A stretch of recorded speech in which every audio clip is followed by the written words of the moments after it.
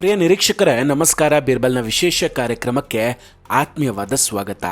ವೀಕ್ಷಕರೇ, ಮಮತಾ ಬ್ಯಾನರ್ಜಿ ಪಶ್ಚಿಮ ಬಂಗಾಳದ ಮಾಜಿ ಮುಖ್ಯಮಂತ್ರಿ ಎಲೆಕ್ಷನ್ನಲ್ಲಿ ಸೋತಿದ್ದು ಈಗ ಕರಿ ಕೋಟು ಧರಿಸ್ಕೊಂಡು ವಕೀಲೆಯಾಗಿಬಿಟ್ಟಿದ್ದಾರೆ.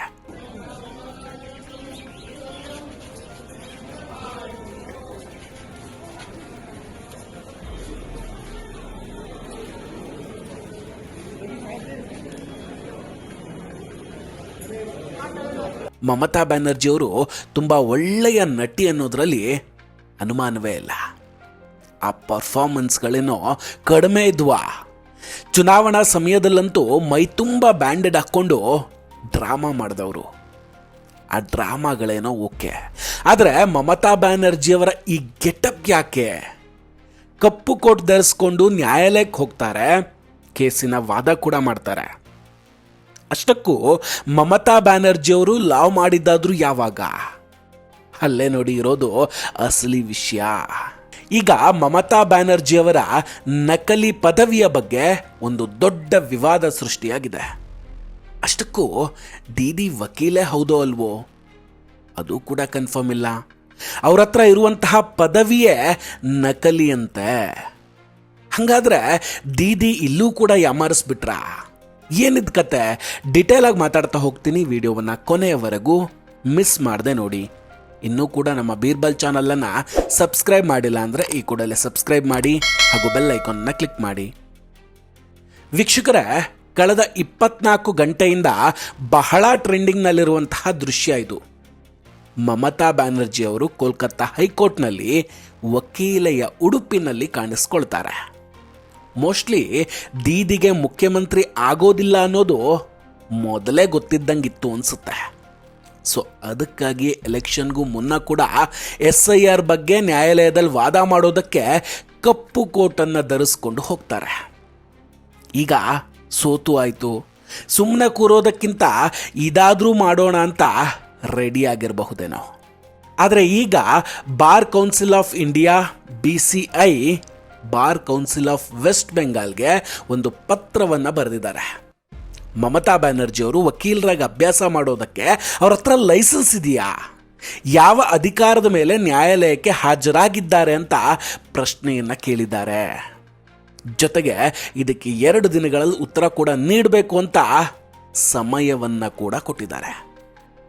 ಅದಷ್ಟೇ ಅಲ್ಲದೆ ಮಮತಾ ಬ್ಯಾನರ್ಜಿಯವರ PhD ಪದವಿ ಬಗ್ಗೆ ಕೂಡ ಈಗ ಅನುಮಾನಗಳು ಶುರುವಾಗಿರುವಂಥದ್ದು. 1985ರ ದಿ ಟೆಲಿಗ್ರಾಫ್ ಪತ್ರಿಕೆಯ ವರದಿಯೊಂದರ ಪ್ರಕಾರ ಮಮತಾ ಬ್ಯಾನರ್ಜಿಯವರ PhD ಪದವಿ ಬೋಗಸ್ ಅಥವಾ ನಕಲಿ ಅಂತ ಹೇಳಲಾಗ್ತಾ ಇದೆ. ಆ ಸಮಯದಲ್ಲಿ ಮಮತಾ ಬ್ಯಾನರ್ಜಿಯವರು ಕಾಂಗ್ರೆಸ್ ಪಕ್ಷದ ಸಂಸದೆಯಾಗಿದ್ದರು. ಆ ಹಳೆಯ ವರದಿಗಳೀಗ ಸೋಷಿಯಲ್ ಮೀಡಿಯಾದಲ್ಲಿ ಮತ್ತೆ ಹೊರಗೆ ಬರ್ತಾ ಇದ್ದಾವೆ. ಒಮ್ಮೆ ಯೋಚನೆ ಮಾಡಿ, ಒಬ್ಬ ಮಾಜಿ ಮುಖ್ಯಮಂತ್ರಿಯ ಪದವಿಯೇ ಪ್ರಶ್ನಾರ್ಹ ಅಂದರೆ ಹೇಗೆ ಕತೆ? ಈಗ ಇದು ಇಡೀ ರಾಜ್ಯದ ವ್ಯವಸ್ಥೆಯ ಮೇಲೆ ತುಂಬ ದೊಡ್ಡ ಪರಿಣಾಮವನ್ನು ಬೀರುತ್ತೆ. ಬಂಗಾಳದ ಪರಿಸ್ಥಿತಿ ಇವತ್ತು ಎಲ್ಲಿವರೆಗೂ ಬಂದು ನಿಂತಿದೆ ಅನ್ನೋದಕ್ಕೆ ಇದೇ ಉದಾಹರಣೆ. ಇದರ ಜೊತೆಗೆ ಸರ್ಕಾರ ಬದಲಾಗ್ತಾ ಇದ್ದಂಗೆ ಬಂಗಾಳದಲ್ಲೀಗ ಭ್ರಷ್ಟಾಚಾರದ ಹಗರಣಗಳು ಒಂದೊಂದಾಗಿ ಹೊರಗೆ ಬರ್ತಾ ಇದೆ. ಕೋಲ್ಕತ್ತಾದ ಡೆಪ್ಯೂಟಿ ಕಮಿಷನರ್ ಶಂತನು ಸಿನ್ಹಾ ಅವರನ್ನು ಇತ್ತೀಚೆಗೆ ಇಡಿ ಅರೆಸ್ಟ್ ಕೂಡ ಮಾಡಿದೆ. ಶಂತನು ಸಿನ್ಹಾ ಅವರು ಮಮತಾ ಬ್ಯಾನರ್ಜಿಯವರ ಮನೆ ಇರುವಂತಹ ಕಾಳಿಘಾಟ್ ಪೊಲೀಸ್ ಠಾಣೆಯ ಇನ್ಚಾರ್ಜ್ ಆಗಿದ್ದರು.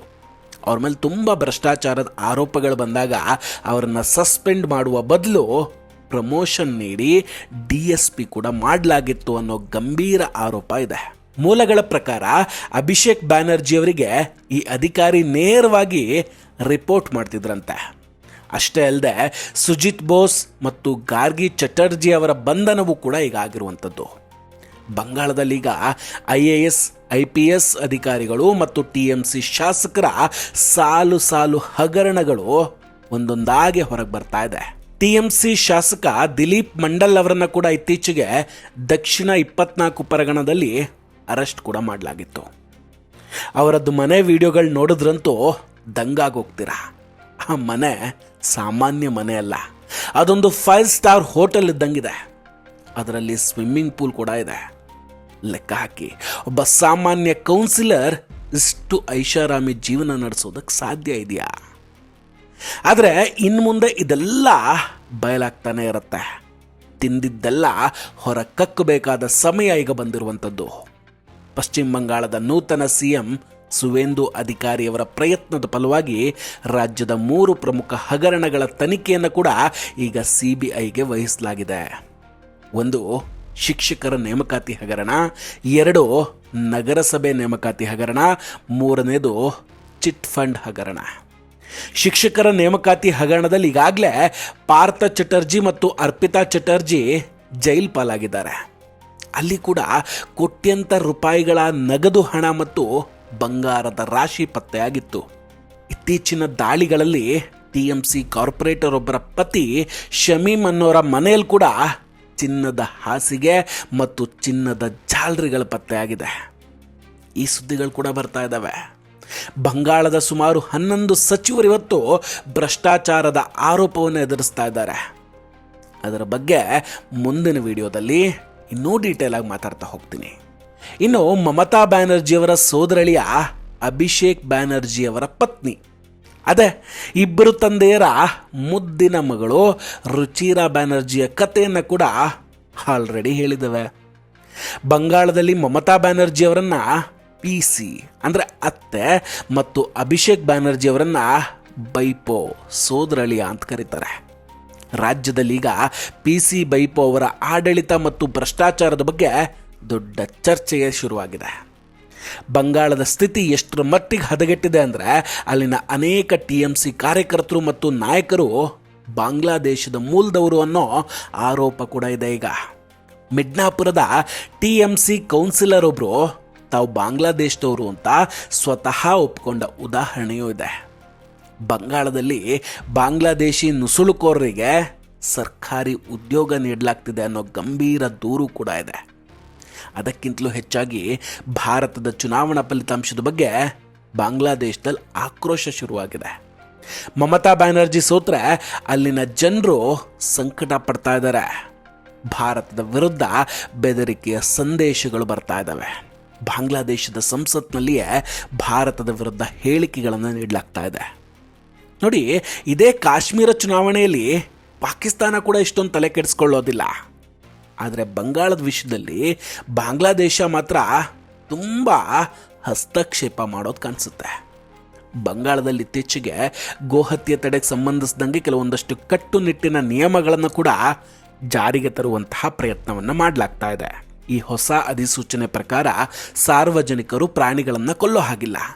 ಗೋವಂಶ ಅಥವಾ ಎಮ್ಮೆಗಳನ್ನು ಕಡಿಯೋದಕ್ಕೆ ಲೈಸೆನ್ಸ್ ಇರಬೇಕು. ಅಕ್ರಮ ಕಸಾಯಿಖಾನೆಗಳನ್ನು ತಕ್ಷಣವೇ ಮುಚ್ಚಬೇಕು. ಮಾಂಸದ ವ್ಯಾಪಾರ ಮಾಡೋರು ಜಿಲ್ಲಾ ಮ್ಯಾಜಿಸ್ಟ್ರೇಟ್ ಅಥವಾ ಪಂಚಾಯತ್ ಮುಖ್ಯಸ್ಥರಿಂದ ಪ್ರಮಾಣ ಪತ್ರವನ್ನು ಪಡಿಬೇಕು. ಆದರೆ ಆಶ್ಚರ್ಯ ಏನು ಗೊತ್ತಾ, ಮಮತಾ ಬ್ಯಾನರ್ಜಿಯವರು ಈ ನಿಯಮಗಳ ವಿರುದ್ಧ ನ್ಯಾಯಾಲಯಕ್ಕೆ ಹೋಗಿದ್ದಾರೆ.